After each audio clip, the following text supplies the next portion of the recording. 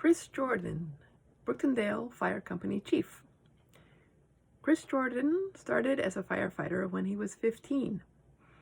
Fighting fires was, and still is, his passion, and back in the day he wasn't alone. Many youngsters his age became junior firefighters via the Boy Scouts Explorer program and did their training together. They loved to hang out at the fire station, often with their fathers and uncles who were firefighters too. In fact, their whole family were often involved because the fire department needed board members and kitchen volunteers to barbecue chicken or make pancakes and so on. Chris's father, Jerry Jordan, was a firefighter for many years, and Chris's brother Gary also volunteered until his recent move to Florida. Chris's other brother, Steve, has traded off the fire chief position with Chris a few times, and Chris's son became the newest family member to join the Brooktondale Fire Department recently at age 16. And if that wasn't enough, Chris works for Environmental Health and Safety at Cornell, getting paid to do the same kind of work from 9 to 5, or to be precise, 6 to 4, and he couldn't be happier. But in 2021, it is very difficult to recruit firefighters. Chris thinks there are two main reasons for this. One, the training requirements are stringent. 85 to 100 firefighters die in fires in the U.S. each year. It is dangerous work and training is important, but it takes time and commitment. When Chris started, a volunteer needed 32 hours of training.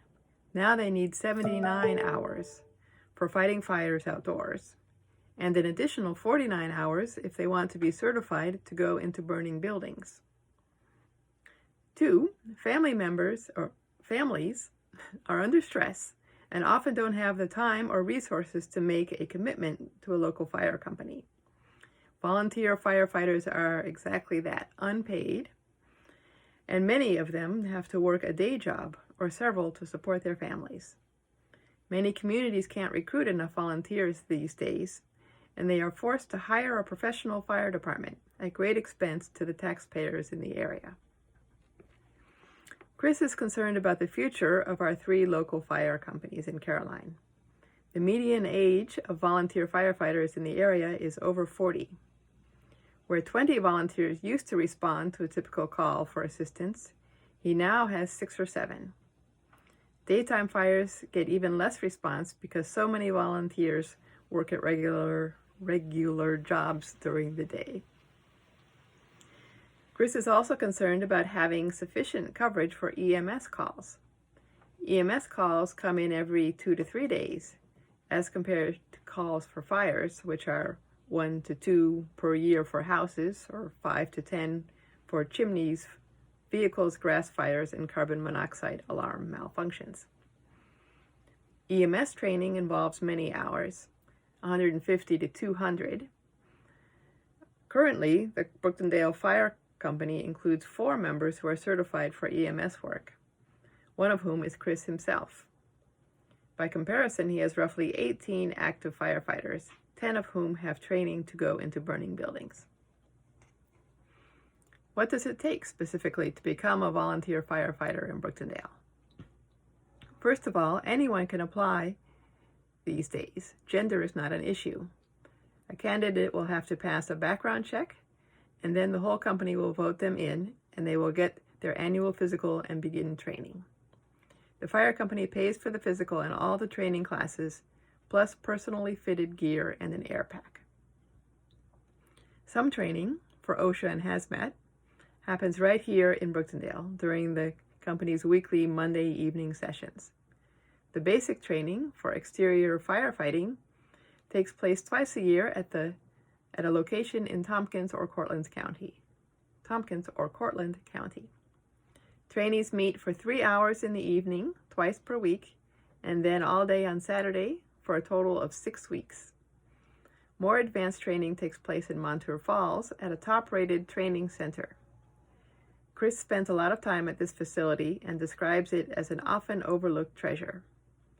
Firefighters and EMTs travel from all over New York and neighboring states to train in Montour Falls.